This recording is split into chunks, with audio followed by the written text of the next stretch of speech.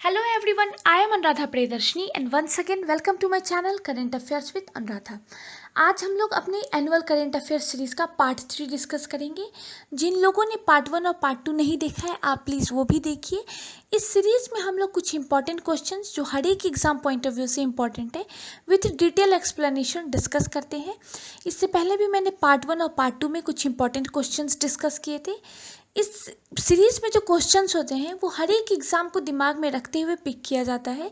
चाहे आप कोई पीसीएस लेवल का एग्ज़ाम दीजिए, एसएससी दीजिए, रेलवे का एग्ज़ाम दीजिए, सीटेट दीजिए, किसी भी एग्ज़ाम के लिए क्वेश्चंस इंपॉर्टेंट रहते हैं।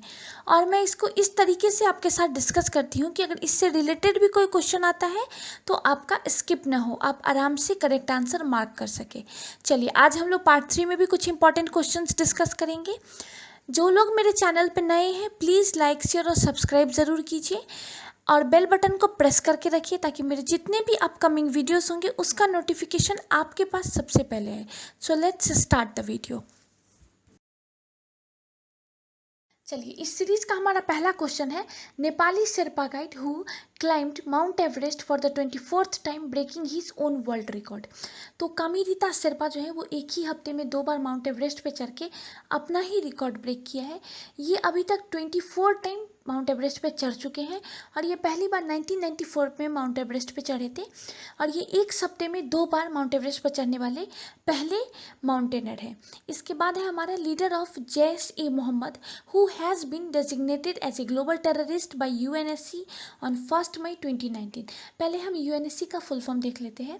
यूनाइटेड नेशन सिक्योरिटी काउंसिल की तरफ से जैश-ए-मोहम्मद की जो ये एक टेररिस्ट ऑर्गेनाइजेशन है जो मेनली पाकिस्तान का जो एडमिनिस्ट्रेड एरिया है state of Jammu and Kashmir में वहीं पे एक्टिव है, इसको अभी ग्लोबल टेररिस्ट घोषित कर दिया गया है और इनका नाम है मसूद अजहर जो कि एक इस्लामिक स्कॉलर भी है एंड जिहादीज लीडर भी हैं। इनको अभी टेररिस्ट घोषित कर दिया गया है। इसके बाद है who is the president of confederation of Indian industries, CII के प्रेसिडेंट अभी बने हैं और ये कौन है? विक्रम किर्लोस्कर प्रेसिडेंट बने हैं CII के। इन्होंने राकेश भारती मित्तल को रिप्लेस किया है और विक्रम किर्लोस्कर जो है वो टोयोटा के भी प्रेसिडेंट है।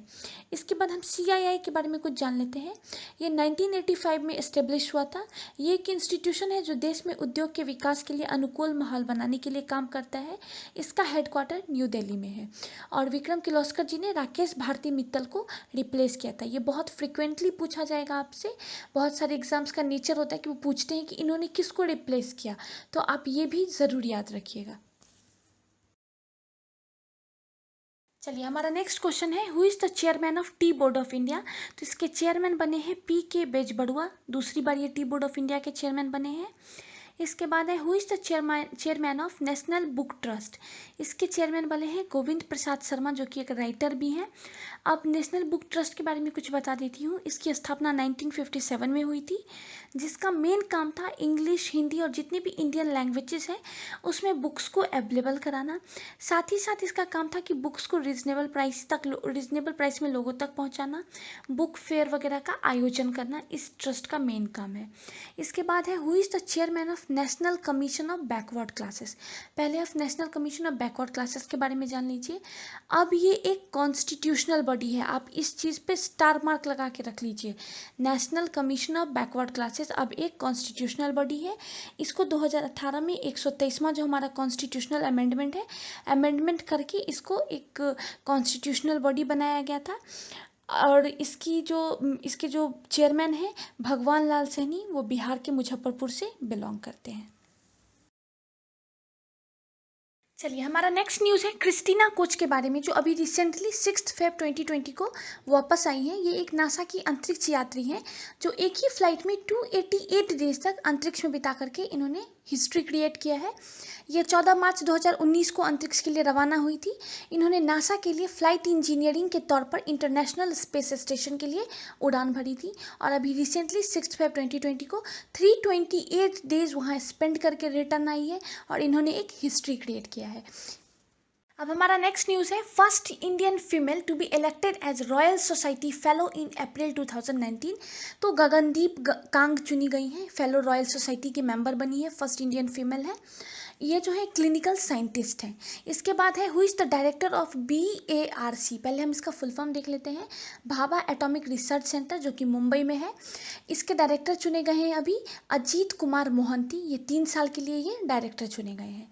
इसके बाद हमारा नेक्स्ट न्यूज़ है first female president of astronomical society of India, तो GC अनुपम चुनी गई हैं। ये प्रोफेसर हैं Indian institute of astronomical Bangalore में, और ये फर्स्ट फीमेल प्रेसिडेंट चुनी गई हैं एस्ट्रोनॉमिकल सोसाइटी ऑफ इंडिया की।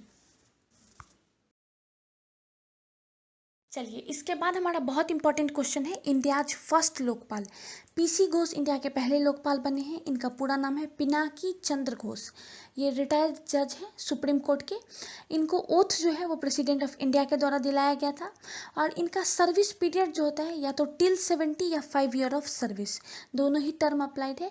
आप इस पर स्टार मार्क लगा लीजिए, बहुत लोग कंफ्यूज होते 60 या फिर 65 पे। नहीं, लोकपाल का रिटायरमेंट एज 70 है या फिर 5 ईयर ऑफ सर्विस है।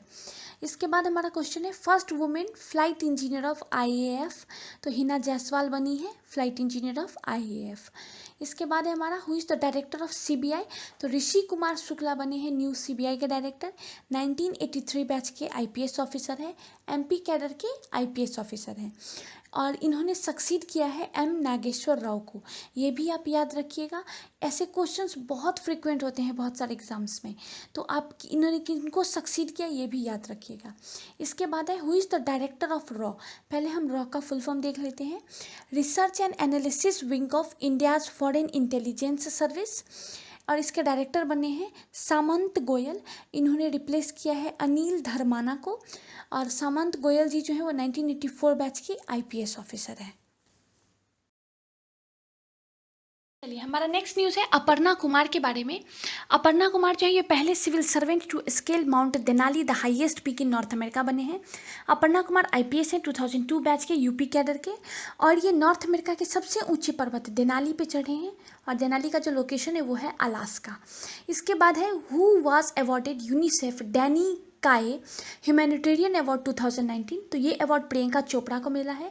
प्रियंका चोपड़ा गुडविल की भी एम्बेसडर है, और ये बच्चों की शिक्षा के लिए बहुत अच्छे कार्य करती हैं।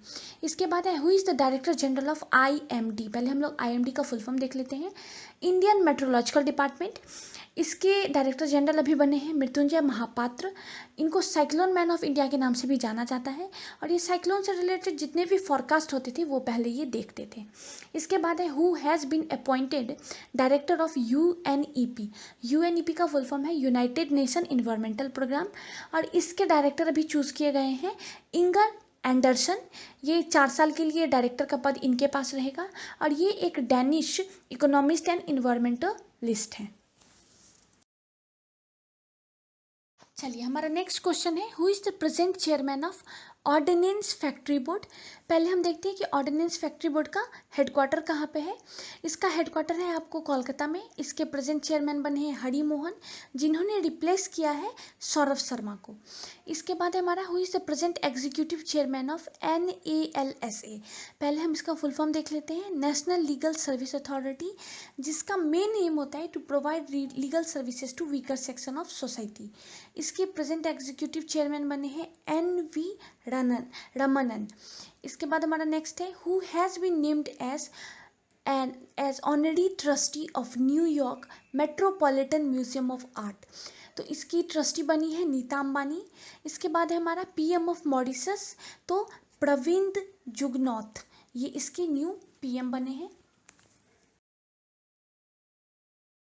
चलिए, हमारा नेक्स्ट न्यूज़ है गीता गोपीनाथ के बारे में। She is chief economist of IMF। ये 11th चीफ इकोनॉमिस्ट है IMF की, और पहली महिला चीफ इकोनॉमिस्ट है IMF की।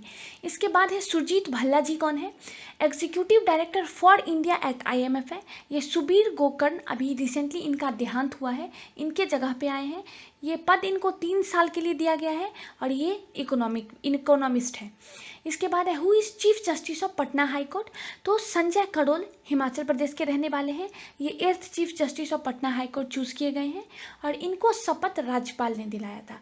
इसके बाद बहुत इंपॉर्टेंट क्वेश्चन है कि जो क्वीन है उनके वकील कौन चूज़ किए गए हैं? Who has been appointed as queen's counsel for the court of England and Wales. तो हरीश साल्वे जी चूज़ किए गए हैं। ये भारत के फेमस और सबसे महंगे वकीलों में आते हैं।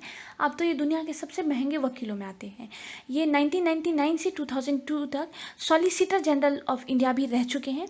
नागपुर के रहने वाले हैं और अभी इनका नाम बहुत न्यूज़ में था कुलभूषण जाधव के केस में। कुलभूषण जाधव के केस में इन्होंने आईसीजे के सामने भारत का अपना पक्ष रखा था और सुषमा स्वराज जी ने इसके लिए ट्वीट भी किया था कि ये इस पक्ष को रखने के लिए सिर्फ ₹1 चार्ज कर रहे हैं, जो कि उनके देहांत के बाद उनकी बेटी बांसुरी ने उनको उनके मिलने पे उनको ₹1 का वो जो पैसा था वो उनको दे दिया गया था। चलिए इसके बाद हमारा नेक्स्ट क्वेश्चन है who has been appoint as home secretary of UK. तो प्रीति पटेल अपॉइंट हुई है। इसके बाद है who has been appoint as finance minister of UK. Rishi Sunak appoint किए गए हैं। इसके बाद बहुत इंपॉर्टेंट न्यूज़ है which female historian of India has been elected member of American Philosophical Society recently. तो रोमिला थापर अपॉइंट की गई हैं। रोमिला थापर का नाम अभी बहुत न्यूज़ में था क्योंकि जेएनयू ने इनका सीवी मांगा था, तो ये न्यूज़ में बहुत ज़्यादा थी, आपको याद होगा। इसके बाद इस सीरीज़ का हमारा लास्ट क्वेश्चन है who launched Hindi version of digital dilemma website. तो जॉन बेली जो कि ऑस्कर एकेडमी के प्रेसिडेंट हैं, उन्होंने ये Hindi version digital dilemma website का लॉन्च किया था और जल्दी ही ऑस्कर का एक एकेडमी इंडिया में भी आने वाला है, ये भी बहुत न्यूज़ में था। चलिए इस सीरीज़ के जितने भी इंपॉर्टेंट क्वेश्चन थे वो मैंने आपके साथ डिस्कस किए। मेरी पूरी कोशिश रहेगी कि मैं आपको नेक्स्ट डे भी एक ऐसे ही 30 क्वेश्चन या 20 क्वेश्चन का सीरीज़ लेकर के आऊँ और आपके साथ ये इंपॉर्टेंट क्वेश्चन डिस्कस करूँ। अगर आपका इस सीरीज़ पे क्या पॉइंट ऑफ व्यू है आप मुझे कमेंट सेक्शन में ज़रूर बताइएगा। आपके लिए ये किस तरीके से बेनिफिशियल है ये भी मुझे बताइएगा। अगर आपको मेरा मटेरियल अच्छा लगे तो प्लीज़ लाइक शेयर और सब्सक्राइब ज़रूर कीजिएगा और बेल बटन प्रेस करके रखिए ताकि मेरे जितने भी अपकमिंग वीडियोस होंगे उसका नोटिफिकेशन आपके पास सबसे पहले आए। इस कोविड के टाइम पे stay at home, stay safe. Thank you.